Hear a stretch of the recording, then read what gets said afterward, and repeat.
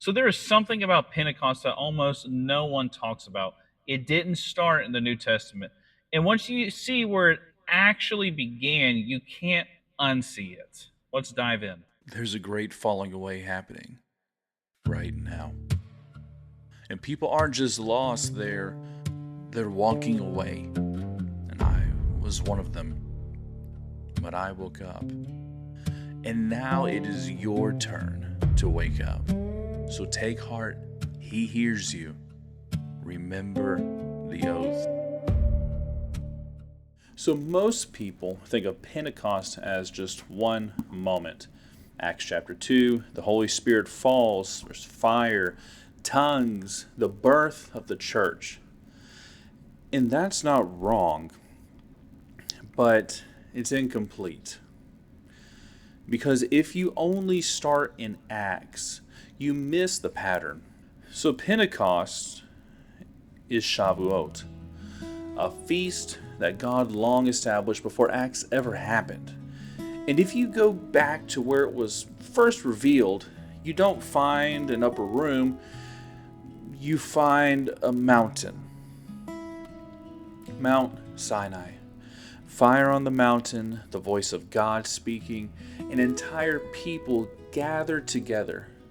Not random, but appointed. So at Sinai, God gave his people the law, as a guardian, something to guide them away from sin.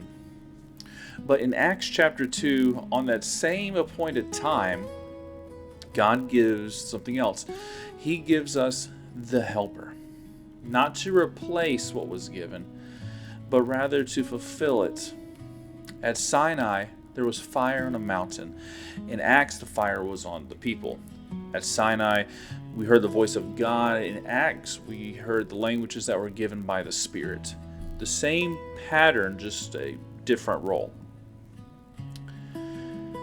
Now, and here's where it gets even deeper.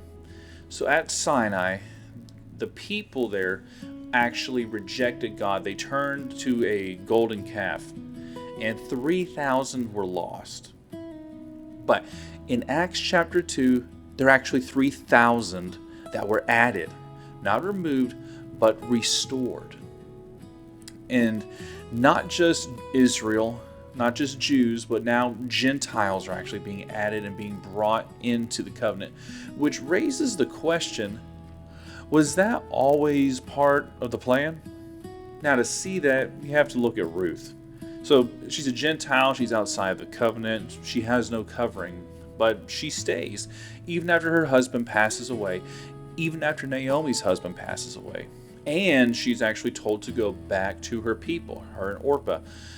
But Ruth, she follows Naomi, and she arrives during the harvest, which is the same season as Shavuot.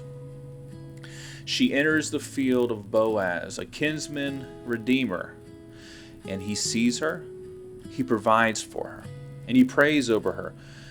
And Naomi is told this by Ruth, and she in turn tells Ruth what to do. She tells her to go to Boaz on the threshing floor to uncover his feet and lay there patiently. So she listens, and she goes to him, does exactly as she is told. And when Boaz wakes and asks, "Who is there?" Ruth says, "Cover me." You ask God to, and as his ambassador, you do it.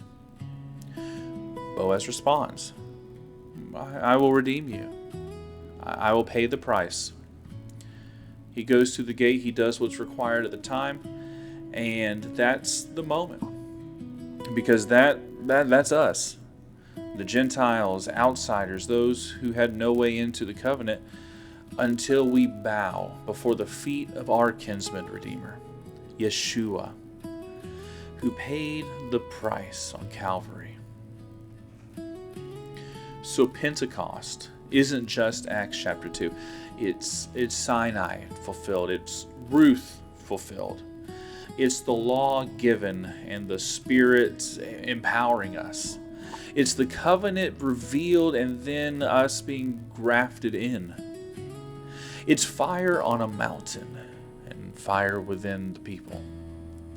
It's 3,000 lost and then 3,000 restored. This wasn't a random event. This was orchestrated, a continuation, a pattern. And a story that God has been telling from the beginning. And once you've seen this, you can't unsee it.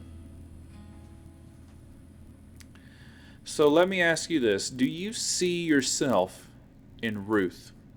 If you do, comment below, I am Ruth. And if you want to go deeper, check out the description below.